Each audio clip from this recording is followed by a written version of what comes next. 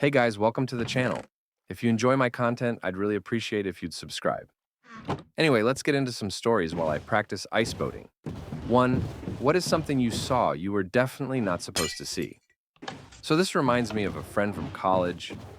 We were all CS people. And in our last semester, my friend was looking at his grades in an online thing in one of his classes. He noticed that his student ID number was somewhere in the URL, so he asked his friend what his ID number is. After replacing his own ID number in the URL, it showed his friend's grades. Well, they tested it one more time to make sure that it wasn't just a fluke, and then he reported the vulnerability to our school's IT department. Well, within a few days, he got an email from the dean's office telling him he now has to go to a meeting with the dean for academic dishonesty and prove his case for why he shouldn't be expelled. The semester that he graduates, that poor guy was a wreck. For the week before he had to meet with the dean, obviously he didn't really do anything wrong, but to them, he was just a guy who figured out how to look at other people's grades. And we also knew a bunch of the people that worked in the IT department because we were CS students anyway.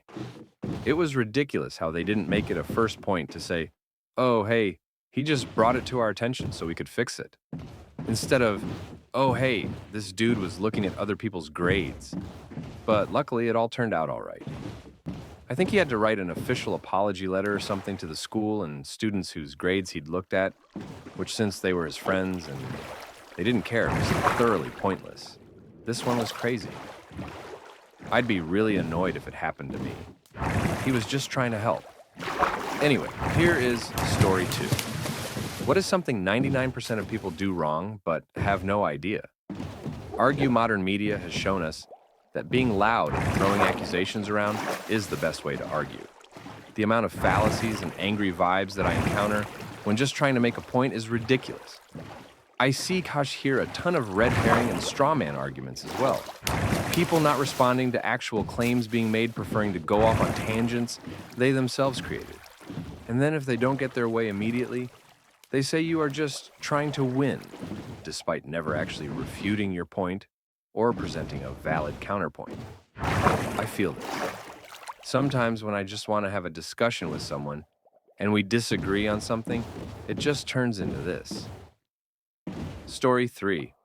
When I was a child, both my parents went to work early, so they would drop me off at my grandmother's to eat breakfast and go to school from there. My grandmother died my junior year in high school, and I started coming straight home from school.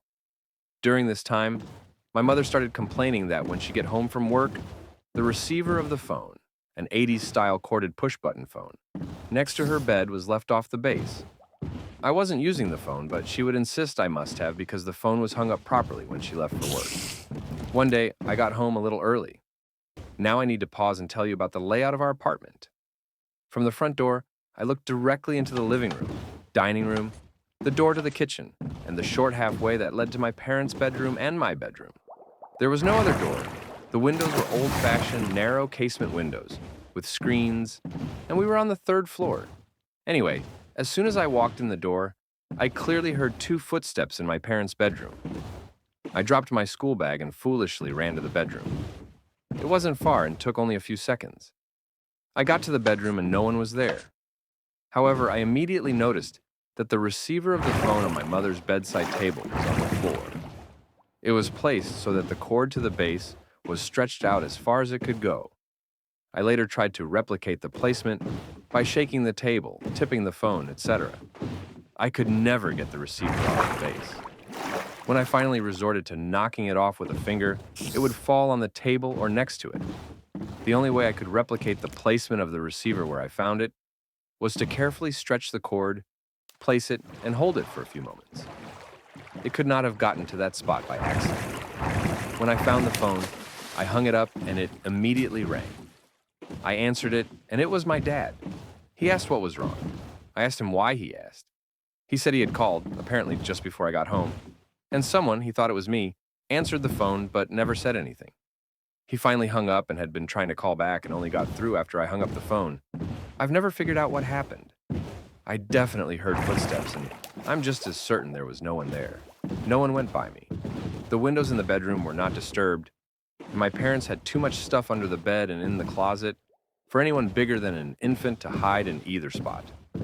Also, after this, my mother never found the phone disturbed again. That's about it, guys. Thank you.